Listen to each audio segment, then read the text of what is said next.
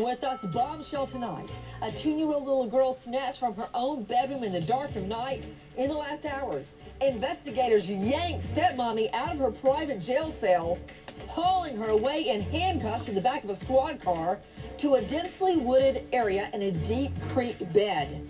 Have police located Zahra's body? My name is Adam. You like being in control. I don't know. Now who's in control? I don't know. Daddy. This is that Rudy stage. Adam Baker. Everybody knows more than I do at the moment. Zahra's father is in jail. Adam, can we talk to you? Arrested today. Trying to find my baby. Where is 10-year-old Zahra? You cannot answer these questions Where is Zahra? because the answers could be devastating. Whether he had an active role in disappearing this little girl, Canines hit on Daddy's industrial wood chipper. or whether it's simply through turning a blind eye. Did she ever do anything, Adam? Lisa Baker. Would make fun of the child. Lisa Baker Admitted to writing the ransom note. Zahra's stepmom. would taunt her. He's absolutely complicit. If the stepmommy did do it, Anybody I don't know. not be concerned about their own dog. I don't know. and the father sat by and let it happen, It appears they may have taken my daughter. they can all get a one-way ticket to hell. Straight out to John Miller, editor of the Hickory Daily Record. He is there in Granite Falls at one of the news search sites. John Miller, I understand stepmommy yanked out of her private jail cell, put in the back of the squad car, handcuffed, and taken to a densely wooded area where there is a deep creek bed. That can only mean one thing. Either they found the body or they think they have a location where the body may be. What do you know, John Miller? Well, Nancy, you're right. They did take her from her jail cell today in Catawba County Jail, and they came out here to this site along with lots and lots of officers who were scouring the site near where she lived about a mile from here some years ago. They started before dawn this morning, and they were here through the evening, but we were told there was no results of the search, and she was returned to her jail cell. Okay, again, John Miller, what were you told? We were told that she was brought out here earlier this afternoon. We saw some video of her arriving on scene, but we did not see her get out of the vehicle. It was reported that she stayed in the vehicle while they continued their searches around here from pre-dawn this morning until this evening. But we were told at this site at least, that they did not find anything. You know, cops have been intentionally disseminating information that makes you go the other way, but I know this. I know that they go get her in the early morning hours, yank her out of that jail cell, and bring her to densely wooded forest and a deep creek bed. To Jane Casares, legal correspondent in session, also joining us from the field. Jane, where is this area? What is it in connection to stepmommy?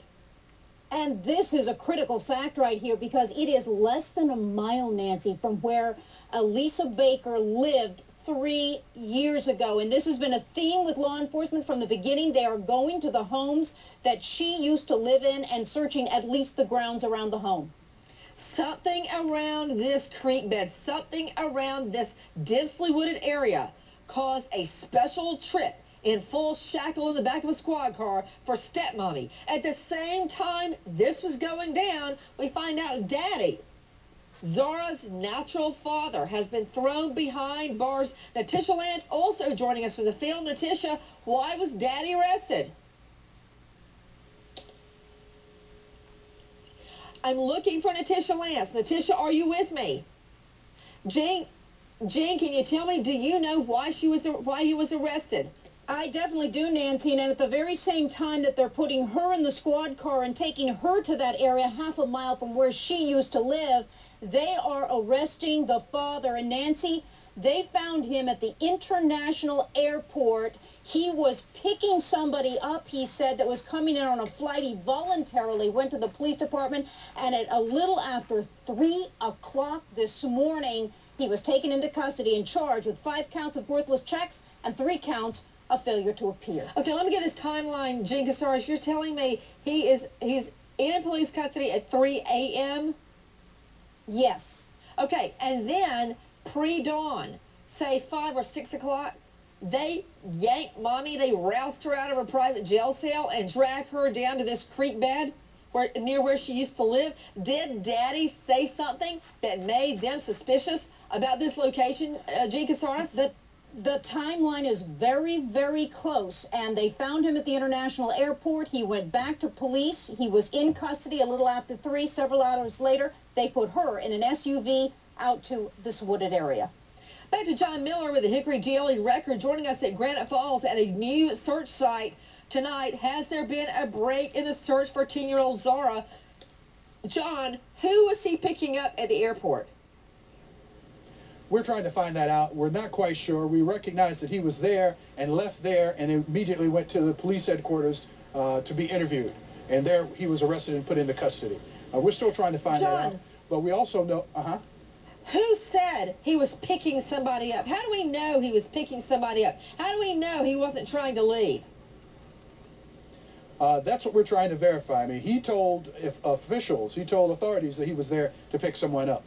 We weren't there visually to see that. Of course he said, I'm picking somebody up. What else could he say when cops confront him at an international airport? Of course he's going to say, I'm here picking somebody up. Who? That's what I want to know. Who? Somebody he made up? And you don't have to have a ticket in hand when you go to the airport. You can get a ticket there.